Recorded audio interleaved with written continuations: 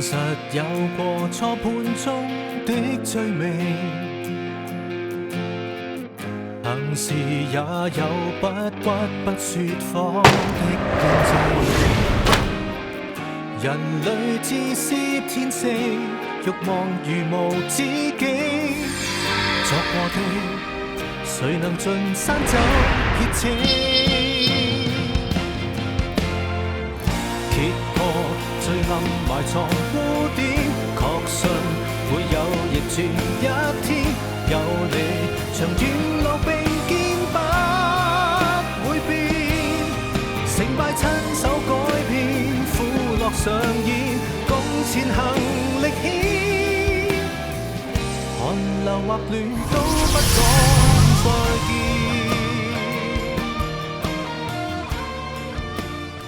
ខ្ញុំត្រូវឲ្យរឿងនេះផលទូទាំងក្រុងពេញមួយសប្តាហ៍ដល់ពេលនោះចៅក្រមឲ្យចង់បណ្ដឹងក៏ពិបាកដែរខ្ញុំធ្វើគ្រប់យ៉ាងដើម្បីគេហេតុអីក៏គេក្បត់ខ្ញុំបើសិនជាពួកលោកហ៊ាននិយាយរឿងនេះចេញខ្ញុំនឹងបដូរពួកលោកចេញភ្លាមជាប្រកល់រឿងស្មុគស្មាញមកឲ្យខ្ញុំធ្វើមកចាស់ការសន្យាបោះទុន30លាននេះមិនអាចជួយជាការបាននោះទេក្រុមថ្មីនេះពិតជាខ្លាំងណាស់ខ្ញុំច្បាស់ជារកវិធីជួយពូចៅឲ្យរួចទៅ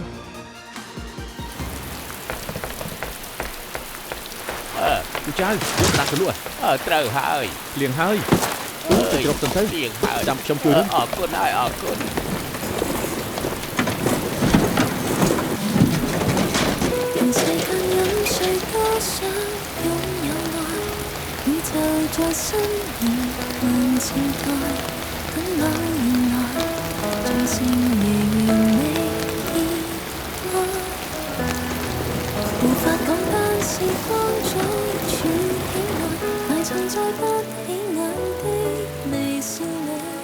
មិញពេលពូចៅនិយាយថាភ្លៀងគាត់រីករាយណាស់ព្រោះกระดาษសើមរៀងខ្លួនបន្តិចពេលលក់ក៏លក់បានថ្លៃបន្តិចដែរស្ដាប់ឮគួរអាណិតណាស់តាមពិតគេដឹងថាกระดาษសើមហើយទើបយកទៅលក់ទម្លាក់តម្លៃគាត់ទៀតមិននឹងអាចឲ្យគាត់រកបានច្រើនទេពូចៅគួរអាណិតមែនពួកយើងត្រូវជួយគាត់ឲ្យបានតែនៅទីនេះច្រើនថ្ងៃហើយខ្ញុំនៅតែរកស្រីដែលពូចៅនិយាយមិនឃើញម្យ៉ាងជិតដល់ពេលជំនុំជម្រះហើយកុំបារម្ភពេកខ្ញុំជួយលោកពួកយើងច្បាស់ជាធ្វើបានពួកឯងពីរនាក់នៅទីនេះធ្វើអីគ្រូតាជីនពួកខ្ញុំនៅជ្រកភ្លៀងមិនហើយភ្លៀងរាំងយូរហើយច្រើនថ្ងៃហើយនៅអត់បានអីដល់ពេលមើលថាខុសត្រង់ណាហើយខុសត្រង់ណាទៅព្រោះចម្លើយពូចៅគឺនិយាយអញ្ចឹងមិនមែនការពិតដូចភ្នែកឃើញទេដឹង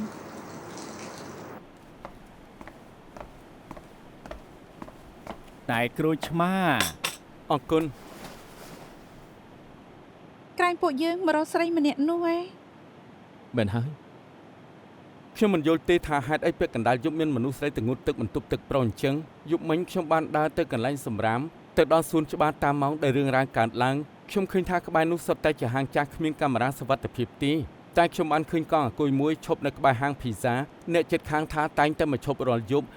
ដូច្នេះខ្ញុំក៏ទៅរកថៅកែហាងភីហ្សានោះដើម្បីឲ្យលុយគាត់ខ្លះចុងក្រោយខ្ញុំក៏រកបានកំណត់ត្រាបើកបររបស់កង់អង្គុយនោះម្នាក់នេះក្រែងជាម្នាក់ដែលពូចៅនិយាយសំណាងនៅលើខោអាវមានឈ្មោះហើយខ្ញុំក៏រកឃើញបង្គន់ទៅពិតជាខ្ញុំមែនពីមុនខ្ញុំទុកសក់វែងម្យ៉ាងគឺមិនសូវខ្ពស់ទៀតគេយល់ច្រឡំថាខ្ញុំជាមនុស្សស្រីបើគឺតែជិនមិនរកខ្ញុំទេខ្ញុំមិនដឹងថាមានរឿងភ្លើងឆេះនៅកន្លែងគំនូរសម្រាមចាប់មនុស្សខុសទេបង្គន់សូមបងប្រាប់ថានៅយប់នៅកន្លែងកើតហេតុនោះមានរឿងអ្វីកើតឡើងបានយប់នោះខ្ញុំចេញពីធ្វើការពីទីនេះព្រោះថានៅជិតផ្ទះខ្ញុំក៏ដើរទៅប្រហែលជាម៉ោង2ទៀបភ្លឺខ្ញុំឆ្លងកាត់កន្លែងគំនូរសម្រាមខ្ញុំឃើញអាឡើតម្នាក់នោះជក់បារីផងផឹកស្រាផងស្រែកលោណាផងហើយម្ចាស់ទៀតគេរុញរទេះសម្រាមតូចមួយធ្វើឲ្យគំគប់សម្រាមទូទៅប្រហែលជារទេះដែលពូចៅទុកដាក់กระดาษហើយខ្ញុំទើបភ្នែកពេកក៏ប្រាប់អាឡើនោះកុំឲ្យធ្វើអីផ្ដេសផ្ដាស់តែគេបាយជាមកថែខ្ញុំវិញនៅគូដាក់លើខ្ញុំទៀតអូយឯងធ្វើអីកុំទៅណាយើងនឹងប្តឹងប៉ូលីសចេញទៅរំខានណាបង្ករឿងយើងនឹងប្តឹងប៉ូលីសចង់ប្តឹងយើងផងប្តឹងប៉ូលីសហ៎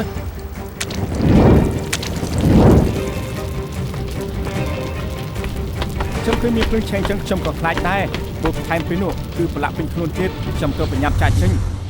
ហើយក៏ទៅបន្ទប់ទឹកក្បែរសួនច្បារនោះលៀងខ្លួនស្មានមកដល់ថាលោកលៀងមុខនៅបន្ទប់ទឹកក៏ស្រាប់ដែរមានអ្នកស្រែកហើយខ្ញុំភ័យដល់ថ្នាក់បេះដូងខ្ញុំលូតចេញមកក្រៅហើយខ្ញុំក៏ងាកទៅមើលក៏ឃើញថាមានលោកគ្រូម្នាក់ភ័យដោយសារតែខ្ញុំហើយក៏បានរត់ចេញទាំងបញ្ញាបញ្ញា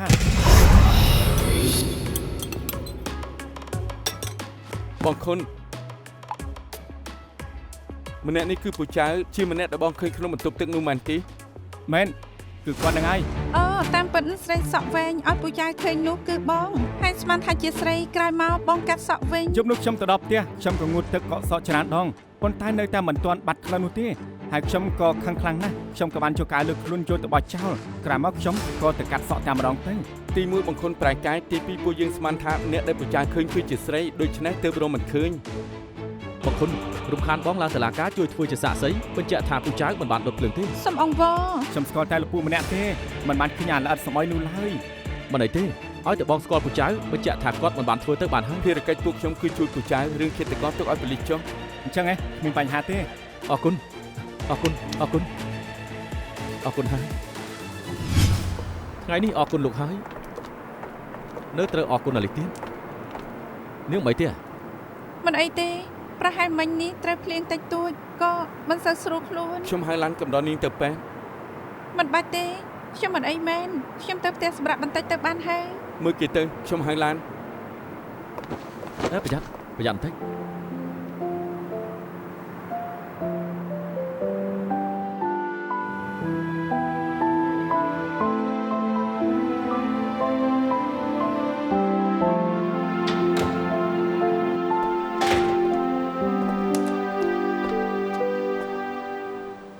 គុំធ្វើមកអញ្ចឹងអី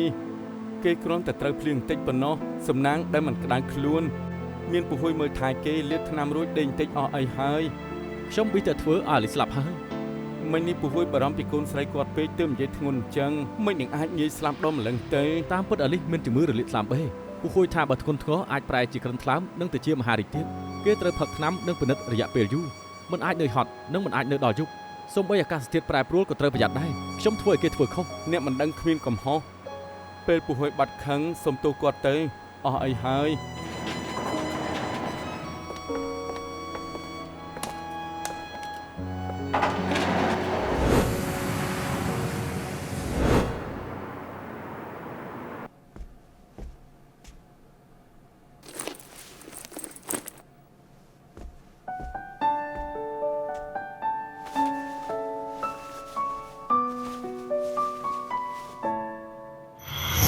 ពូហួយប្រាប់ខ្ញុំថាអាលីបានធូរច្រើនហើយតែសុំច្បាប់សម្រាប់2ថ្ងៃទៀតគាត់ដឹងថាខ្លួនឯងនិយាយធ្ងន់ធ្ងរគាត់មិនបន្ទោឯងទេ តែបង្កើនស្មារតីមិនប៉ះពាល់កាពះដូចកាហ្វេទេថ្ងៃក្រោយបើនៅដល់យប់ផឹកវាទៅ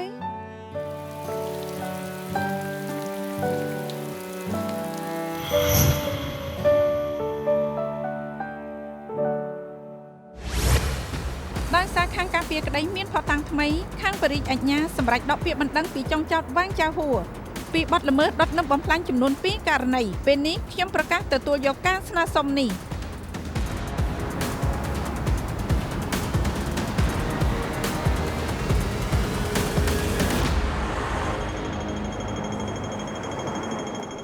មើលទៅត្រូវសម្រក់ទម្ងន់ហើយ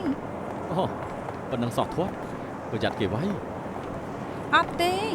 ណែបន្តិចទៀតពេលទី1គឺមេធាវីស៊ឺអញ្ជើញហូបអីដើម្បីអបអរឈ្នះក្តីជួលឡើង ក្រសួងយុទ្ធភ័ណ្ឌដកការចោទប្រកាន់ពីពូចៅគឺតាជិនថាចង់ជប់លៀងត្រូវញ៉ាំតង់ទី ពេលទី3ជួលឡើងថាអញ្ជើញពួកយើងទៅហូបអីនៅភោជនីយដ្ឋានគេមើលចុះបើហូបអញ្ចឹងហើយមិនធាត់ទៅចម្លែក 2កុំខ្លាចយ៉ាងច្រើនពេលចេញពីធ្វើការខ្ញុំក៏ដល់នឹងនោះ ពួកយើងពីរនាក់ឯង មែនលើកមុនខ្ញុំធ្វើឲ្យនាងឈឺខ្ញុំមិនទាន់បានសុំទោសនាងផង កុំចាស់គំរើនអញ្ចឹងអីខ្ញុំជាហើយ អត់ទេខ្ញុំតែងតែយល់ថាពូហួយសម្លឹងខ្ញុំដូចជាកំពុងនៅខឹងខ្ញុំចឹង អត់ទេ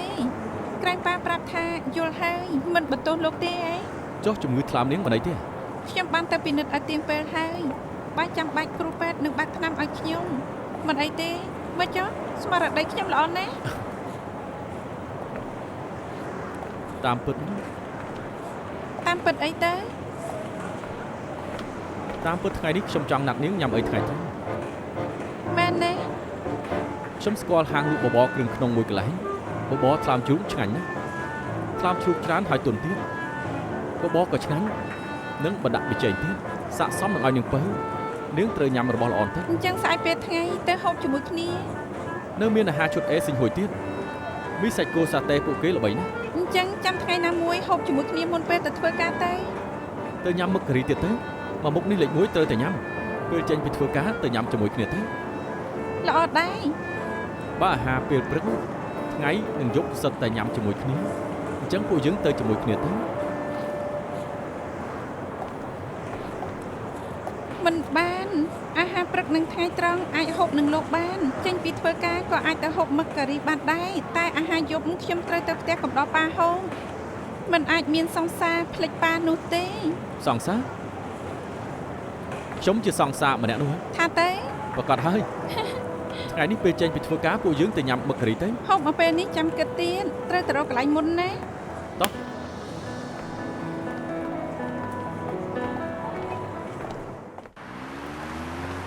ហេតុអីក៏ពួកយើងត្រូវដើរទៅធ្វើការដោយផ្លូវម្ខាងម្នាក់ គឺបងថាចាំពេលដែលល្អចាំប្រាប់ប៉ាពេលនេះប្រយ័ត្នបន្តិចទៅល្អជាង ក៏ល្អដែរបើត្រូវមាត់ធំធូនីដឹងនោះច្បាស់ជាត្រូវផ្សព្វផ្សាយពេញនឹងហើយ តាមពិតពេលនេះអញ្ចឹងក៏ល្អដែរគឺដូចស្នេហាតារាអញ្ចឹងរំភើបណាស់ អ្វីក៏បានដែរឲ្យតែអូនចូលចុះ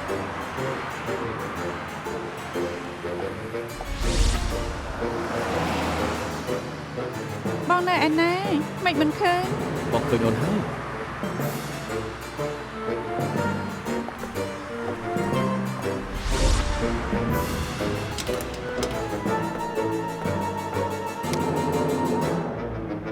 សួស្តី សួស្តី យើងមិននឹងអាចមានរឿងទៅកុំល្ងងពេកមើល បានហើយប៉ុណ្ណឹងចុះបងប្រុសចដៃយន្តនេះទៅជាន់ទី28ទេគឺការិយាល័យមេធាវីស៊ឺលៃណា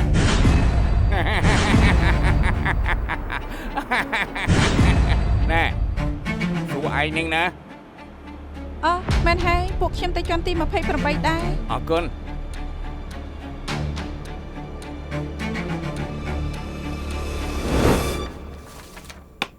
អរគុណអាលី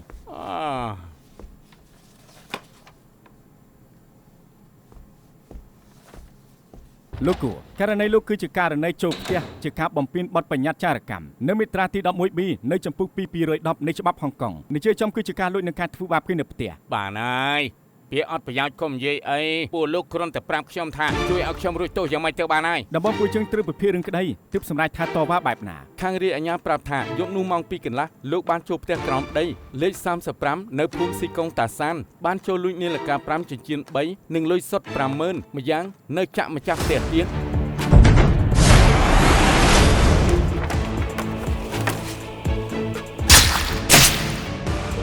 ម៉ាក់មិនអីទេម៉ាក់អញធ្វើអីអញធ្វើអី អត់ប្រយ័ត្នយើងសម្លាប់ទាំងឯងដែរបើខ្ញុំបានធ្វើទោះជាខ្ញុំសម្លាប់មនុស្សដុតផ្ទះក៏ខ្ញុំទទួលដែរតែរឿងនេះខ្ញុំអត់បានធ្វើមូលបង្កាច់ខ្ញុំ ខាងប៉ូលីសរកមិនឃើញកយ៉ាងដៃ DNA នៅក្នុងផ្ទះមែនតែបានស៊ើបពីកាមេរ៉ាសវត្ថិភាពនៅក្បែរនោះហើយយប់នោះក្រៅពីឃើញលោកចូលទៅក្នុងផ្ទះហើយមានមនុស្សឃើញលោកលេចមុខនៅក្បែរនោះ4ថ្ងៃជាប់គ្នាទៀតលោកគួរឲ្យសង្ស័យជាងគេខ្ញុំចង់ទៅផ្ទះខ្ញុំទៅមើលផ្ទះមិនបានទេហ៎ព្រឹកម៉ោង11ទៅមើលផ្ទះយប់ម៉ោង11ក៏ទៅមើលផ្ទះដែរលោកគិតថាចៅក្រមជាលោកមែនទេចុះខ្ញុំនិយាយយ៉ាងម៉េចទៅចៅក្រមជឿ អ្នកច្បាប់មិនអាចបង្រៀនឲ្យលោកនិយាយថាយ៉ាងម៉េចឡើយ មើលការផ្ដោតចម្លើយពីមុនរបស់លោកគួរភាគច្រើនសុទ្ធតែរសារភាពស្ងៀមស្ងាត់និយាយទៅលោកយល់ពីហេតុផលដែលនិយាយច្រើនខុសច្រើនគឺមិនចង់ឲ្យគេចាប់ចំណុចខ្សោយលោកក្នុងតុលាការមែនហើយប៉ូលីសនឹងចៅក្រមល្បិចច្រើនណាស់មើលទៅលោកគួរមានបទពិសោធន៍ណាស់យ៉ាងម៉េចចង់ថាខ្ញុំធ្វើខុសច្រើនណាមែនហើយតែពេលដែលខ្ញុំចេញមកវិញខ្ញុំក៏ខ្លាចជាមនុស្សល្អម្នាក់វិញហើយតើមានទោសស្អីទៀតទេលោកគួរមានបទពិសោធន៍យ៉ាងនេះគួរតែដឹងច្បាស់ហើយថាលោកមានកំណត់ត្រាពាក់ព័ន្ធនឹងទោសប៉ះពាល់រឿងក្តីលើកនេះបើលោកចង់ចូលទៅក្នុងគុកហើយចេញមកវិញធ្វើជាមនុស្សល្អនោះមិនបាច់មករកពួកខ្ញុំទេបើខ្ញុំរកពួកលោកហើយច្បាស់ជាចង់ឲ្យពួកលោកជួយខ្ញុំច្បាស់ជាមិនចង់ចូលគុកម្ដងទៀតទេអញ្ចឹងសូមលោកស្មោះត្រង់បន្តិចទៅនិយាយរឿងរ៉ាវទាំងអស់ឲ្យច្បាស់លាស់គឺពួកយើងអាចរកហេតុផលតវ៉ាឲ្យលោកបានមែនខ្ញុំបានទៅមែនតែអ្នកលួចមិនមែនខ្ញុំទេគឺដៃគូរបស់ខ្ញុំអាល្អិតនោះវាធ្វើបាបខ្ញុំទៅលួចមុនមួយថ្ងៃអត់ប្រាប់ខ្ញុំទេ លោកមានប្រាប់គឺថាលោកមានដៃគូម្នាក់នេះដែរទេ អត់ទេបើសិនគេត្រូវប៉ូលីសចាប់ហើយថាខ្ញុំរួមកំណត់នោះគឺចប់ហើយខ្ញុំឆ្លាតខ្លាំងណាស់ សុំទោសខ្ញុំចេញក្រៅទៅ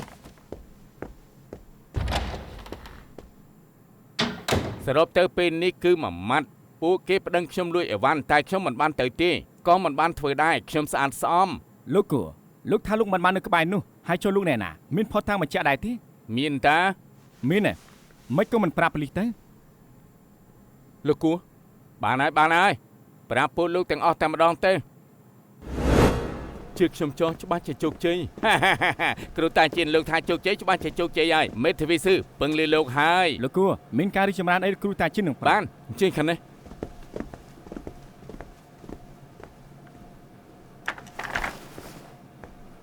មិនអីទេឯង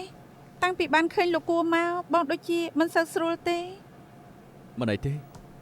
Hogan ទៅបន្ទប់មេធាវីស៊ឺនិយាយរឿងក្តីលោកគួរទៅ គ្រូតាជីន ចង់និយាយអីដែរ រឿងក្តីដែលផ្នែកផ្ដាល់ជំនួយច្បាប់ឲ្យមកពួកយើងត្រូវធ្វើតាមមិនអាចបដិសេធមិនទទួលឬក៏បោះបង់ឡើយហើយខ្ញុំក៏ដឹងថាក្នុងនាមជាមេធាវីត្រូវមានភាពយុត្តិធម៌លើភ្ញៀវគ្រប់គ្នាតែខ្ញុំសង្ឃឹមថាពួកយើងមិនតវ៉ាក្តីអាចចរាយម្នាក់នេះមិនដឹងថាលោកចាំបានឬអត់ទេនៅក្នុង CV របស់ខ្ញុំបានសរសេរថាខ្ញុំបានធ្លាក់ថ្នាក់ទី អូខេ CV អញល្អណាស់មានតែចំណុចខ្វះខាតមួយនេះទេតែឃើញឯងស្មោះត្រង់យ៉ាងនេះខ្ញុំនឹងសិស្សច្បងពេញចិត្តណាស់ 6ខ្ញុំគ្រាន់តែយល់ថាមិនចាំបាច់លាក់បាំងម្យ៉ាងមូលហេតុដែលធ្វើឲ្យខ្ញុំធ្លាក់នោះខ្ញុំមិនអាចភ្លេចអស់មួយជីវិតថ្នាក់ទី 6 ឆមាសទី 1 ក្រោយខ្ញុំចេញពីរៀនខ្ញុំក៏កាន់លិខិតសរសើររបស់ខ្ញុំទៅរកម៉ាក់របស់ខ្ញុំនៅហាងស្មានមកដល់ថាពេលទៅដល់ហាងក៏ឃើញម៉ាក់ខ្ញុំដេករបួសនៅលើដីទៅហើយក៏ឃើញចៅកំពុងតែប្រមូលលុយពីម៉ាស៊ីនគិតលុយ ឯងពិតជាចំណាំថាឃើញលោកគួរទៅហាងម៉ាក់របស់ឯងលួចអីវ៉ាន់ហើយចាក់ម៉ាក់ឯងមែនទេ មែន ប្រយ័ត្នយើងសំណត់ទាំងឯងដែរ លោកគួរមានកំណត់ត្រាបទល្មើសតែគ្មានកំណត់ត្រាបទល្មើសលួចទេនៅឆ្នាំនោះប៉ូលីសចាប់គេមិនបានណា ចាប់បានតែក្រោយមកក៏ដោះលែងវិញព្រោះសាក្សីដែលឃើញតែម្នាក់គត់មិនទៅចង្អុលមនុស្សទើបប៉ូលីសគ្មានផុសតាំងគ្រប់គ្រាន់ចាប់គេ ទីបំផុតខ្ញុំយល់ថាហេតុអីទើបឯងខំរក្សាសាក្សីឲ្យជួយប្រចាំង ពាក្យរបស់សាក្សីមួយម៉ាត់អាចជួយឲ្យគេរួចទោសបានក៏អាចធ្វើឲ្យអ្នកខុសមានទោសដែរខ្ញុំខឹងលោកគួរណាស់តែរឹតតែខឹងអ្នកដែលសន្យាធ្វើជាសាក្សីហើយបែរជាមិនមករូបរាងដែលលោកគួរសោយក្អាកក្អាយពេលដែលដោះលែងចេញមកនោះធ្វើឲ្យខ្ញុំមិនអាចបំភ្លេចបានអស់មួយជីវិតពេលម៉ាក់ខ្ញុំត្រូវចាក់មួយកំបិតនោះត្រូវដេកពេទ្យអស់3ខែខ្ញុំត្រូវចេញពីរៀនត្រូវទៅមើលថែគាត់មករយៈនោះខ្ញុំតែងតែយល់សពអាក្រក់រាល់ថ្ងៃឃើញម៉ាក់ខ្ញុំគាត់ហូរឈាមមិនឈប់នៅឃើញទឹកមុខសោយក្អាកក្អាយរបស់អាចង្រៃនោះទៀតធ្វើឲ្យខ្ញុំមិនចង់រៀនសូត្រចុងក្រោយខ្ញុំក៏ធ្លាក់អញ្ចឹងទៅ គួរតែមានជំងឺ PTSD ពេលគ្រូប្រចាំថ្នាក់ឃើញខ្ញុំអញ្ចឹងក៏នាំខ្ញុំទៅពេទ្យឃើញថាខ្ញុំមានជំងឺ PTSD តែពេលនេះអស់អីហើយជាយូរហើយ ធ្លាប់ឆ្លងកាត់គួរតែរឹងមាំជាងនេះបើគិតម្យ៉ាងវិញទៀតជារឿងល្អសម្រាប់ឯង តែខ្ញុំគិតថាខ្ញុំមិនអាចជួយតវ៉ាក្តីឲ្យលោកគួរបានទេ ខ្ញុំយល់តែឯងគួរតែយល់ឲ្យថារឿងក្តីរបស់ផ្នែកផ្ដល់ជំនួយច្បាប់មិនអាចបដិសេធបានឡើយអញ្ចឹងចុះរឿងនេះឯងបាច់រ៉ាប់រងទេ អរគុណ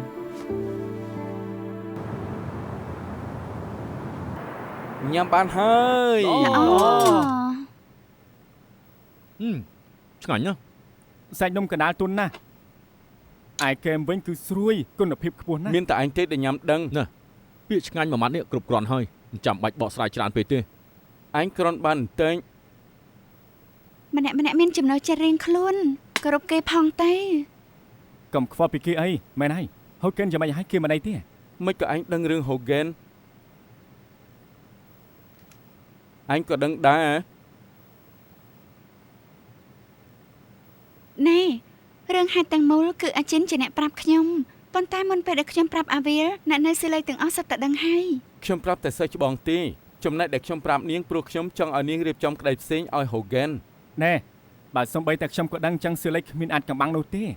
ងនិយាយត្រូវ ចង់ជួយ Hogan ត្រូវឆាប់ដោះស្រាយរឿងនេះឲ្យរួចតាមពិតឲ្យតែមានផុសតាំងដែលលោកគួរមិននៅកន្លែងកាត់ហេតុច្បាស់ជារួចទៅហើយតែគេមិនបានប្រាប់ប៉ូលីសបើឲ្យពួកយើងជួយគេពិបាកបន្តិចហើយ មិនមែនបន្តិចទេគេមិននិយាយព្រោះតែយប់ដែលកើតហេតុគេបានទៅបនលបែងខុសច្បាប់មួយតាមអាសយដ្ឋានដែលគេផ្ដល់ឲ្យបនលបែងនោះគួរតែបិទទ្វារហើយ បនលបែងខុសច្បាប់អញ្ចឹងតែងតែបដូរកន្លែងទោះជារកគេឃើញក៏មិនអាចជួយធ្វើជាសាក្សីបានដែរ មានការពិបាកតែនៅមានពេល បើសិនជាលោកគួររួចខ្លួន Hogan ច្បាស់ជាមិនសប្បាយចិត្ត រឿងផ្ទាល់ខ្លួនมันអាចលោកលំជាមួយនឹងច្បាប់ Hogan ក៏ត្រូវទម្លាប់ដែរ ដូច្នេះខ្ញុំតែងតែដាស់តឿនខ្លួនឯងថាត្រូវស៊ើបឲ្យបានច្បាស់កុំចោទមនុស្សល្អតែរលឹកនៅពេលដែលខ្ញុំឃើញកូនក្តីខ្ញុំនៅជាផ្ដេសផ្ដាស់ហើយនៅបានចិត្តមិនចេះកែខ្ញុំពិបាកចិត្តណាស់ខ្ញុំចាំបានថាឯងក៏ធ្លាប់ត្រូវជន់រងគ្រោះតាមជេរដែរមែនទេ ដូច្នេះត្រូវត្រៀមខ្លួនឲ្យហើយក៏ត្រូវជួយព្យាបាលផ្លូវចិត្តឲ្យខ្លួនឯងដែរ សំណាងដែលខ្ញុំគ្មានភ្ញៀវអញ្ចឹង លោកអស្ចារ្យ ឯងពឹងនៅម្ដាយ ទទួលការងារត្រូវរើស កុំអញ្ចឹងអីថ្ងៃក្រោយពេលពួកឯងត្រូវការអ្នកព្យាបាលផ្លូវចិត្តរកខ្ញុំទៅខ្ញុំនឹងផ្ដល់ឱកាសឲ្យពួកឯងថើបខ្ញុំមួយ ខ្ញុំសុខចិត្តមើលរឿងវិញបន្ធូរអារម្មណ៍នៅក្នុងពិភពគុណល្អជាង នេះគឺជាទង្វើស្រីពឹសពុល ម្យ៉ាងជាស្រីពឹសពុលចាស់ទៀត ពួកឯងនិយាយអញ្ចឹងមិនត្រូវនោះទេនិយាយឲ្យចំទៅគឺស្រីពឹសពុលចាស់ផ្ដាច់ពូជ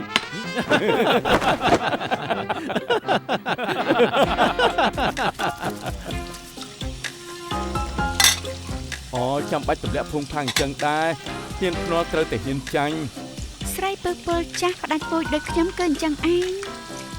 មិញលួងហើយនាងថាឈប់ខឹងហើយតា តែចុងក្រោយពួកលោករួមគំនិតគ្នាឲ្យខ្ញុំទាចាញ់ត្រូវលៀងចាន ណែនាងមូលបង្កាច់ពួកខ្ញុំហើយណាប្រាប់ពីដំបូងហើយតានេះជាការប៉ាវក៏ត្រូវប្រើគ្រូក្បាលដែរណា អញ្ចឹងលោកចង់បណ្ដៃថាខ្ញុំជាស្រីពឹសពុលចាស់ផ្ដាច់ពូជដល់ល្ងងមែនទេឡើងលៀងហើយ ល្អណាស់ឲ្យសិលដល់ល្អមិនបាច់លៀងដល់នាងមួយ អរគុណលោកល្អនឹងខ្ញុំណាទៅហើយ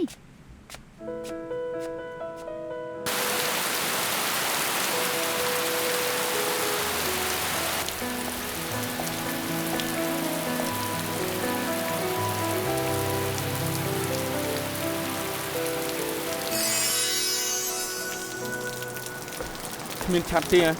មិនក៏មកអញ្ចឹង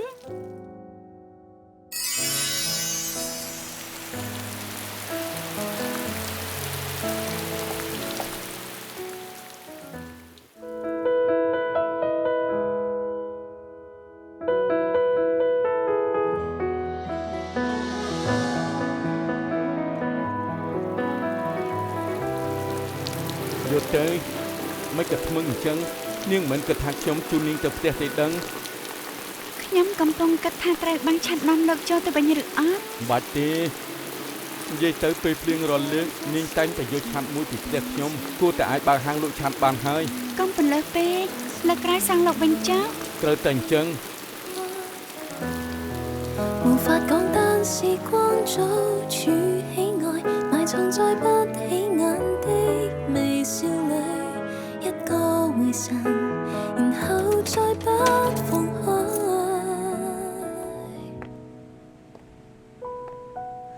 遇見一生的一位。 ពេលភ្លៀងរលលើកនាងតែងតែយកឆាត់ពីផ្ទះខ្ញុំទៅគួរតែអាចបើកហាងលក់ឆាត់បានហើយទេដឹង 法規算式套路，連道理亦要放低，學會抱緊這一。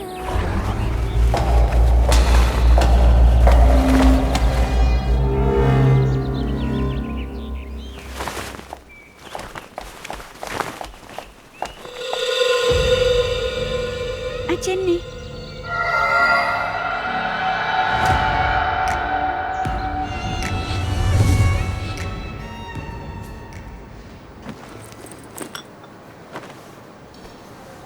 មិនក៏ស្លងអារម្មណ៍ម្លេះកំពុងរកវិធីដណ្ដើមទ្រព្យពីប្តីគេឲ្យកូនក្តីនាងមែនដែរទេថ្ងៃនេះចម្លែកមែនទែនថាឲ្យមិនក៏គ្មានប្រតិកម្មបែបហ្នឹងហ่า គ្មានពេលខ្វល់ពីពាក្យអត់ប្រយោជន៍នេះយកមិញខ្ញុំជាសពទៀតហើយ ឃើញខ្លួនឯងពាក់រ៉ូបមង្គលការហើយក៏បានរត់តាមផ្លូវមែនដែរទេ លើកនេះខ្ញុំឃើញមានប្រុសម្នាក់កំពុងចាំខ្ញុំនៅខាងមុខ ប្រុសហ៎អ្នកណាគេ លេងហ្វុង គឺលីងហ្វុងនៅក្នុងរូបរាងជាក្មេងមេការនោះមែនទេថ្មីនេះនាងមើលគ្រូសារីករាយមើលរួចហើយក៏ដេកច្បាស់ជាយល់សប្បានឃើញគេហើយ ខ្ញុំក៏គិតអញ្ចឹងដែរ ប៉ុន្តែមានការយល់សប្បានមួយជាការដឹងមុននិយាយស្រួលនៅពេលដែលនាងមានរឿងអ្វីមួយអាចខ្លាចទៅជាការពិតបំផុតរឿងនោះវាអាចនឹងលេចជារូបរាងនៅពេលដែលនាងជួលសប្បាន ខ្ញុំចូលចិត្តលេងហ្វុងមែនតែមិនបានន័យថាខ្ញុំចង់នៅជាមួយគេទេ ក្មេងមេការស្រឡាញ់ស៊ូឈៀវប្រហែលមួយរយៈនេះនាងចង់ឲ្យគេស្រឡាញ់ហើយ អាចិននេះគ្រប់ឆាត់នៃរឿង រឿងគ្រួសាររីករាយសុទ្ធតែឈុតធំប្រហែលប្រាប់ខ្ញុំថាត្រូវសម្ដែងល្ខោនធំមួយនៅក្នុងតុលាការអញ្ចឹងទើបខ្ញុំប្រឹងយ៉ាងនេះ មានតែនាងទេដែលបានដឹងនោះ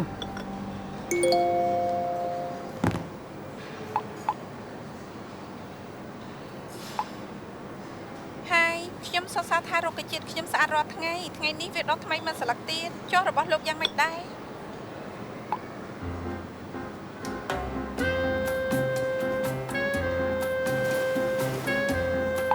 របស់ខ្ញុំថាវាពូកែរត់ថ្ងៃខ្ញុំយល់ថាវាប្រែជាបៃតងហើយ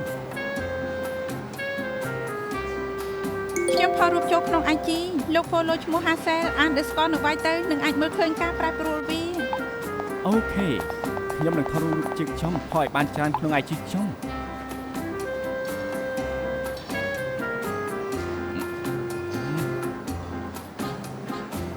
មិនទៅសាយបែបហ្នឹង តាមពិតយល់សពខ្ញុំប្រាប់ថាលោកមានស្រឡាញ់ទេ ណែកុំអុកខ្ញុំមកចូលពាក់ព័ន្ធជាមួយនាង អូខ្លាចស្នេហាលោកយល់ច្រឡំមែនណែនាំមកខ្ញុំស្គាល់ទៅខ្ញុំជួយបកស្រាយឲ្យ ខ្ញុំមិនចាស់ក្រុងវឹងគ្មានស្អីទេហើយដូចខ្ញុំបកស្រាយប្រាប់នាង មិនបាច់ទេតែអ្វីដែលសំខាន់លោកបានបកស្រាយរួចហើយតាមពិតម្នាក់នេះគឺជាក្រុមវឹងទេ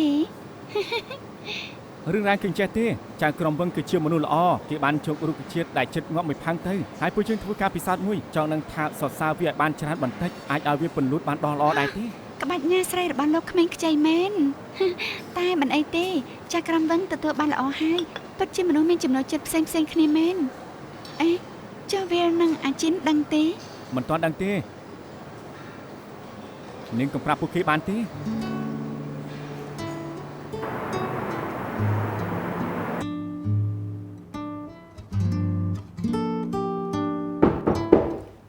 ចូលមក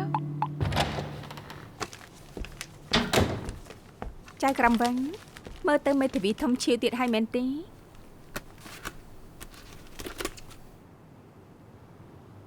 ជាគាត់ទេ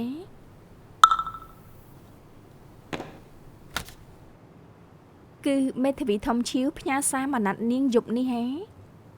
ណាត់មើលកុនពេញចិត្តហើយនៅ ជួយរកធោរៀបការនេះឲ្យខ្ញុំទៅ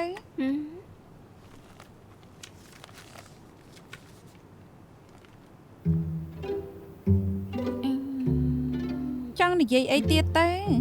ជឺឡឡានអាហ្វ្រិកដែលនាងដាក់រូបក្នុងទូរស័ព្ទនេះអ្នកណាជូន មិនសួរអញ្ចឹង គ្មានអីទេផ្កានេះធំហើយស្អាតទៀតនាងគ្រាន់តែមើលមិនដែលប៉ះនោះទេតែរុក្ខជាតិក្នុងផាំងតូចនេះវិញនាងបានថតរូបផុសក្នុង IG ហើយអ្នកដាក់ក្នុងទូរស័ព្ទទៀតខ្ញុំចង់ដឹងថាគូប្រជែងរបស់មេធាវីធំឈៀវជាអ្នកណា គូប្រជែងអីទៅ នាងរើសរួចហើយដល់អ្នកណាចេញទៅអេតែមិនបាច់សួរក៏ខ្ញុំទាយដឹងដែរ តែធ្វើការទៅបានទេ សូមដាស់តឿនបើនាងស្រឡាញ់រុក្ខជាតិក្នុងផាងជាងឆាប់បកស្រាយនៅម្ចាស់ផ្កាមួយបាច់ធំនេះឲ្យច្បាស់លាស់ទៅ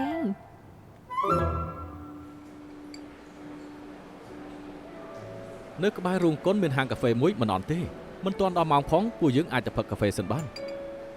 រឿងកុននេះ អរគុណដែលនាងកំដរខ្ញុំមើលកុនចាស់អញ្ចឹង វាជារឿងពីមុនលើកមុនខ្ញុំធ្លាប់មើលពីរដងហើយលើកនេះជាវើសិនច្បាស់ជាងមុនតាមពិតខ្ញុំចង់ទិញសម្បត្តិមើលដែរ អញ្ចឹងល្អហើយ តែខ្ញុំស្មានមកដល់ទេថាលោកក៏ចូលចិត្តមើលរឿងស្នេហាដែរ មិនបដិសេធក៏មិនចាប់អារម្មណ៍ណាស់ណាដែរ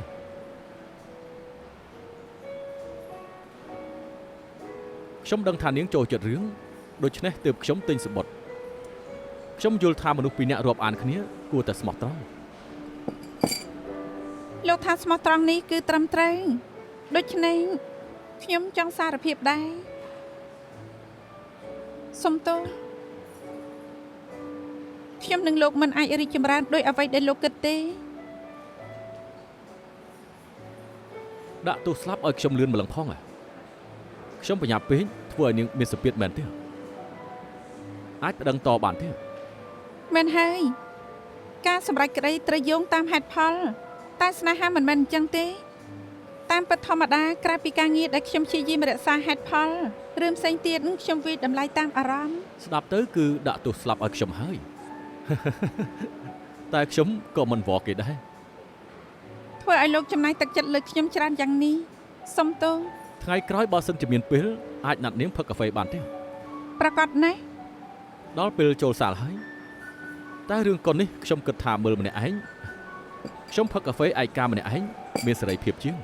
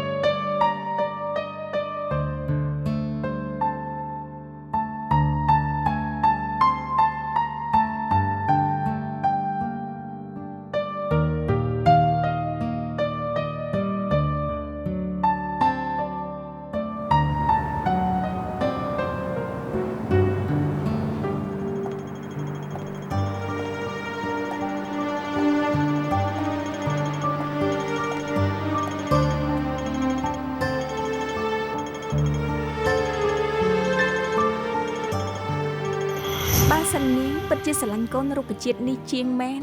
នាងអាចសារភាពប្រាប់គេទីឬមួយក៏ចាំឲ្យគេហាមាត់វិញ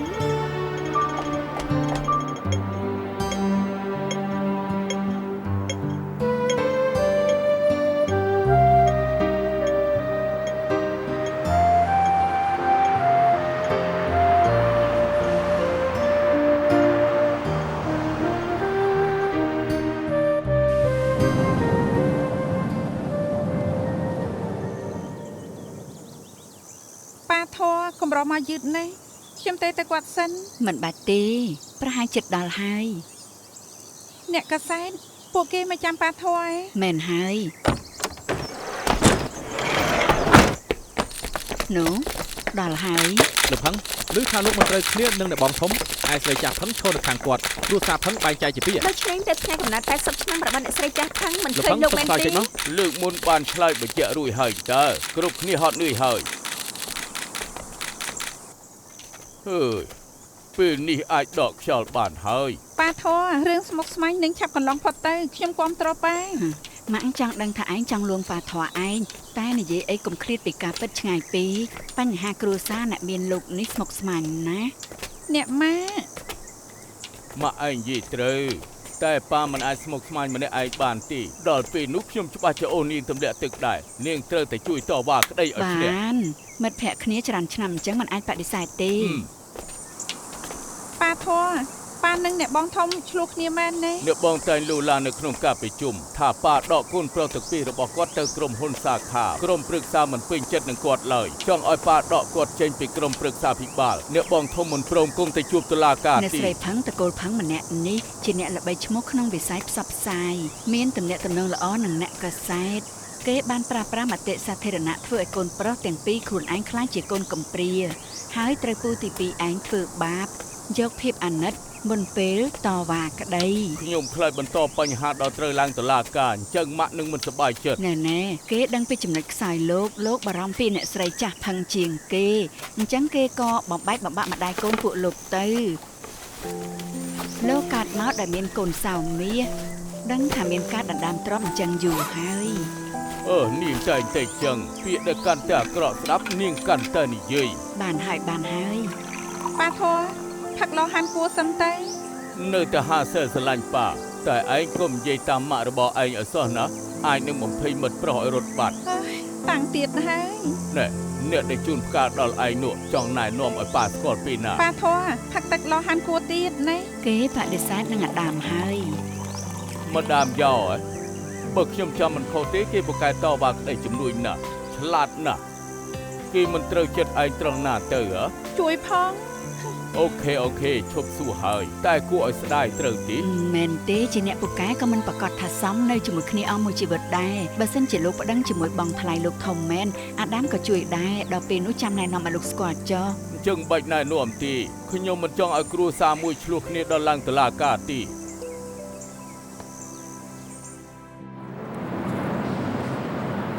គ្រូតាឈិនបនលបៃនៅក្រោមដៃនោះគឺលោកខេបានរកទីតាំងថ្មីឲ្យគេហើយមិនចឹងទេលោកឲ្យខ្ញុំចូលរួមខ្លះដើម្បីលួចជួបកាមេរ៉ាពួកគេទេ អ លោកខេព្រមជួយយើងតែទោះជាឯងរកឃើញវីដេអូក៏មិនប្រកាសថាមានប្រយោជន៍ដែរ ហេតុអីក្រែងថារូបផុតតាំងដែលបញ្ជាក់ថាលោកគូមិននៅកន្លែងកាត់ហេតុអាចបញ្ជាក់ថាគេគ្មានទោសបានហើយថាមែនទេ អ្នកដែលមានវីដេអូត្រូវតែព្រមឡើងតុលាការទើបតុលាការព្រមទទួលយកភស្តុតាងមួយនេះគេជាអ្នកបើកបនលបែងខុសច្បាប់បើបដូរជាឯងព្រមទៅទី ចុះធ្វើយ៉ាងម៉េចទៅ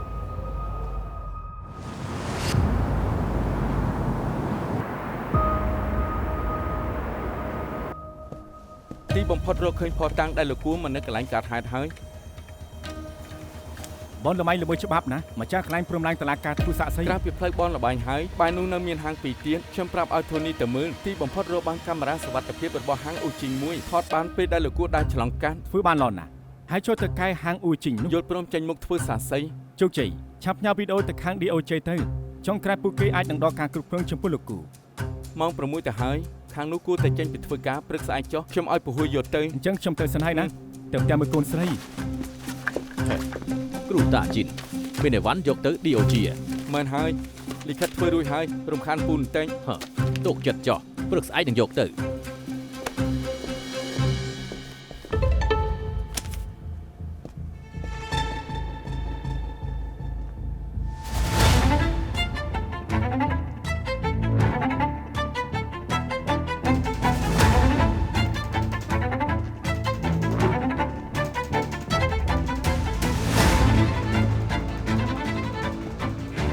មិនក៏ឈុតថ្មឹងអញ្ចឹង អត់ទេខ្ញុំចេញពីធ្វើការហើយ ហើយចុះកាន់កៅធ្វើអី អមែនហើយមិញទើបយកវាទៅលាងទើបលាងរួច ចាំតែហូបម៉ាការីជាមួយគ្នាខ្ញុំកំពុងរៀបចំអីវ៉ាន់ជឿរួចហើយ អូចំណាត់គេលើកក្រោយចុះបាយ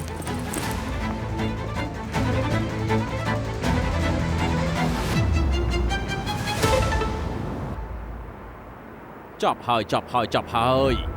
ទៅចេះចិត្តហើយមានរឿងអីទៅ លិខិតនោះខ្ញុំដាក់នៅទីនេះច្បាស់ណាស់ពេលនេះបាត់ទៅហើយ លិខិតណែណា លិខិតមាន SD card នោះឯង មែនហើយព្រឹកនេះខ្ញុំចង់យកទៅ DOG ព្រឹកនេះខ្ញុំនឹងកូនស្រីមកមុនគេមកដល់ភ្លាមក៏ឃើញវាបាត់តែម្ដង មានទៅរកកន្លែងផ្សេងហើយណៃ រកគ្រប់កន្លែងអស់ហើយ มันអាចទេលិខិតដែលប៉ាត្រូវយកទៅគឺតែងតែនៅលើគេ មែន ហើយនៅលើតុខាងឆ្វេង មិនអាចបាត់នោះឡើយគ្មានកាតមិនអាចចូលបានទេ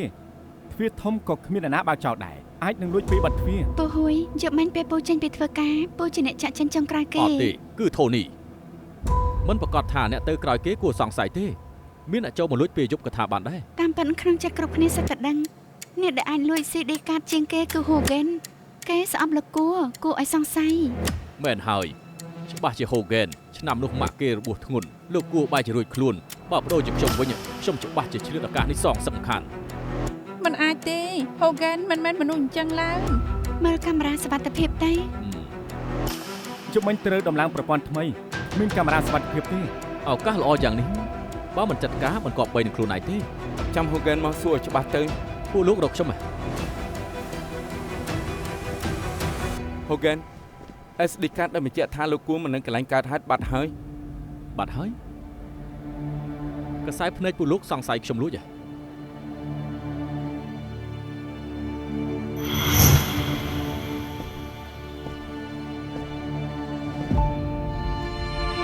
ខ្ញុំមិនអាចចង្រៃនោះបានដូចបំណងឡើយលើកមុនធ្វើប្រដេបដាស់លើកនេះគេត្រូវតែជាប់គុកតាមពិត ពិតជាមិនមែន Hogan ទេមិនសាមញ្ញពេលគេទៅ SD កាតនៅនៅឡើយទេក្រោយមកគេនៅជាមួយខ្ញុំពេញមួយយប់ វីពួកឯងពីរនាក់នៅជាមួយគ្នាពេញមួយយប់មានធ្វើអីទេ អត់ទេ ប្រកាសជាអត់ហើយយប់មិញក្រែងឯងញ៉ាំអីជាមួយនឹងមិត្តរួមថ្នាក់ឯងមិត្តភ័ក្តិឯងបានផុសចូលក្នុង IG ទៀតឯងមិននឹងអាចនៅជាមួយ Gogan បានទៅ ប៉ាមិនត្រឹមតែខ្លំមើល IG ខ្ញុំទេសូម្បីមិត្តភក្តិខ្ញុំក៏ប៉ាមិនលើកលែង រឿងឪពុកកូនរបស់នាងនេះចាំដោះស្រាយនៅពេលក្រោយចុះពេលនេះអ្វីដែលសំខាន់ត្រូវរក SD card ឲ្យឃើញ មែនយប់មិញខ្ញុំមកទីនេះវិញមែនហើយក៏ចង់លួច SD card ដែរ បានគិតបែបនេះតែមិនបានធ្វើទេត្រូវទេ ខ្ញុំរៀនច្បាប់ខ្ញុំមិនអាចដឹងច្បាប់ហើយល្មើសច្បាប់ទេដូច្នេះចុងក្រោយខ្ញុំក៏មិនបានធ្វើអញ្ចឹងឡើយខ្ញុំដឹងថានិយាយអីក៏មិនអាចបញ្ជាក់ភាពស្អាតស្អំខ្លួនបានដែរតែបើមិនជឿខ្ញុំទេខ្ញុំមានតែលាឈប់ មិនបាននិយាយអញ្ចឹងទេ ហើយគ្រប់គ្នា Hogan មិនដឹងអីទេគឺខ្ញុំជាអ្នកយក SD card អាសម័យឯងនេះលួចអីវ៉ាន់ហើយនៅស្រែកលឺទៀត មិនមែនលួចទេគឺយកមិនសមមិញពេលដែលខ្ញុំចិត្តចេញពីធ្វើការខ្ញុំបានឃើញគេឈរនៅនឹងតុកពូហើយមើលលិខិត SD card នោះមិនដាក់ភ្នែកខ្ញុំខ្លាចគេគិតមិនជល់មួយពេល រួចបំផ្លាញផុតតាំងអញ្ចឹងគឺកាន់តែចាប់ហើយដូច្នេះខ្ញុំក៏ជិមដល់ចុងក្រោយតែនៅតែមិនអាចទុកចិត្តបានខ្លាចពេលយប់គេមកទៀតព្រឹកមិញខ្ញុំក៏យកទៅឲ្យខាង DOJ តែម្ដងទៅ អាឡិតឯងនេះឆ្លាតមែនតែឯងគួរតែប្រាប់ពួកយើងមុនធ្វើឲ្យយើងមកទោស Gogen ណា Gogen ណាពួកខ្ញុំសុំទោសណា ខ្ញុំមិនមែនមិនជឿឯងទេប៉ុន្តែ ខ្ញុំយល់គ្រប់គ្នាសង្ស័យខ្ញុំសមហេតុសមផលតែសំណាងដែលមានមនុស្សម្នាក់នៅជឿខ្ញុំ